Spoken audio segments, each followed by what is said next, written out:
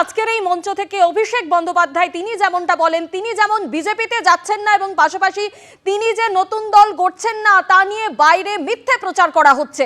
ঠিক কি বলা হচ্ছে শোনাবো। অনেকে সস্তায় খালি সংবাদ মাধ্যমে টিকে থাকবেন বলে দলের শৃঙ্খলা না মেনে অনেক কথা বলছেন, এগুলো করবেন না। যদি কেউ দলকে ভালোবাসেন সে কোনোদিন দলের শৃঙ্খলার বাইরে যাবে না। একটা কর্মী কোনোদিন দলের শৃঙ্খলার বাইরে যায় না। আমি এমএলএ, আমার কত ক্ষমতা, আমি দলের মুখপাত্র, আমার কত ক্ষমতা, আমি দলের সাংসদ, আমার কত ক্ষমতা, আমি টাউন চেয়ারম্যান, আমার কত ক্ষমতা দেখাতে গিয়ে আপনি দলকে ছোট করছেন। আর যারা এই কাজগুলো করেছে, একদিকে ভালো হয়েছে, তাদেরকে চিহ্নিত করা গেছে। বিগত দিনে যারা দলের সাথে বেইমানি করেছিল, মুকুল রায়, শুভেন্দু অধিকারী, এদেরকে চিহ্নিত করার কাজটা আমি করেছিলাম। আগামী দিনেও যদি কেউ দলের সাথে বেইমানি করে, এদের চিহ্নিত করে এদের লেজে গোবরে করে প্যাকেট করে বাংলা ছাড়া করার দায়িত্বটা আমি আমার কাঁধে তুলে নিলাম। বাজারে রটিয়ে দেওয়া হচ্ছে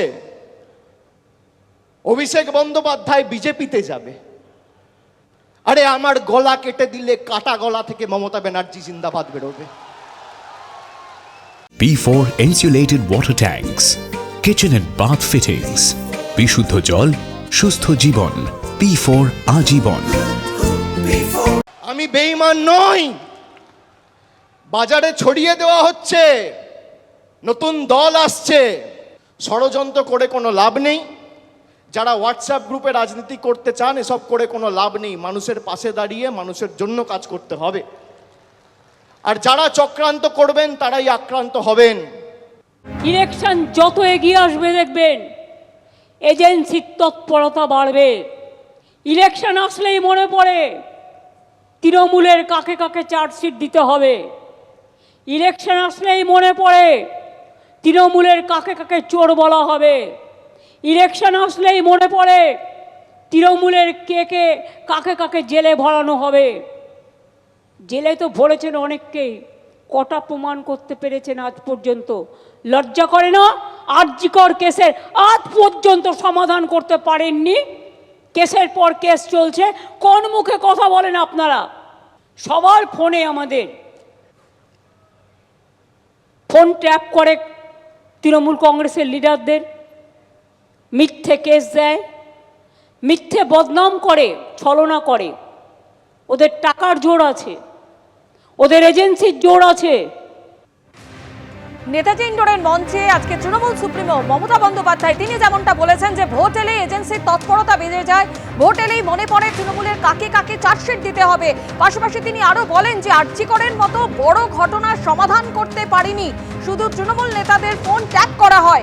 নেতাজি ইন্ডোরের সভা থেকে বিজেপিকে তোপ দাগেন তৃণমূল সুপ্রিমো।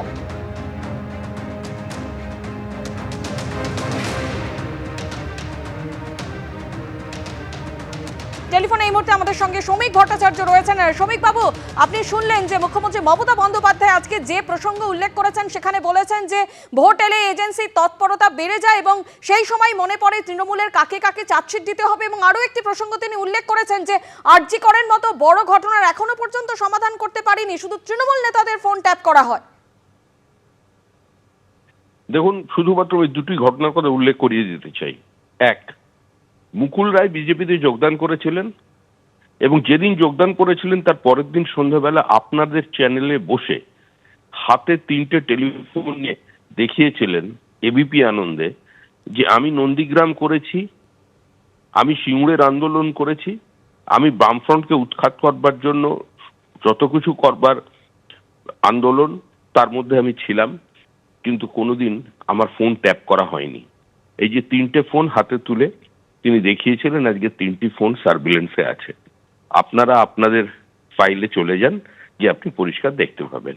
এক, পশ্চিমবঙ্গের কোনো মন্ত্রী, কোনো আমলা এবং তৃণমূল কংগ্রেসের কোনো নেতা, কোনো বিধায়ক ফেস টাইম ছাড়া কথা বলতে অভ্যস্ত নন। কোনো ব্যক্তিগত অনুরোধ করলেও সেটা ফেস টাইমে করতে বলে। এই পরিস্থিতি কারা তৈরি করেছে যারা তৈরি করেছে তাদের নৈতিক কিংবা কোনো রাজনৈতিক অধিকার আছে এ ধরনের বক্তব্য রাখার? মুখ্যমন্ত্রী কোনো প্যারাট্রুপার পলিটিশিয়ান নন। মুখ্যমন্ত্রী কি হতে চলেছে সেটা জানেন, মাটির গন্ধটা উনি চেনেন। মুখ্যমন্ত্রী আশঙ্কা করেছেন বা মুখ্যমন্ত্রীর কাছে নির্দিষ্ট তথ্য আছে যে হয়তো তদন্তের গতি বাড়বে এবং আস্তে আস্তে জাল গুটিয়ে আনছে ইডি, সিবিআই এবং মহামান্য আদালতেরও প্রেশার, এদের উপরে প্রেশার বাড়ছে। তো সে কারণেই মুখ্যমন্ত্রী এ ধরনের বক্তব্য দিয়ে থাকতে পারেন। আর এ ধরনের বক্তব্য তো শুনে শুনে মানুষ অভ্যস্ত। তৃণমূল কংগ্রেস কি এবং কেন, কি এবং কেন সেটা আমার মনে হয় পশ্চিমবঙ্গের মতো কোনো রাজনৈতিক সচেতন প্রদেশে, যেখানে আমরা একটা দুর্ভাগ্যক্রমে একটা রাজনৈতিক সমাজের মধ্যে বাস করছি, সেখানের মানুষকে এটা বোঝানোর প্রয়োজন নেই।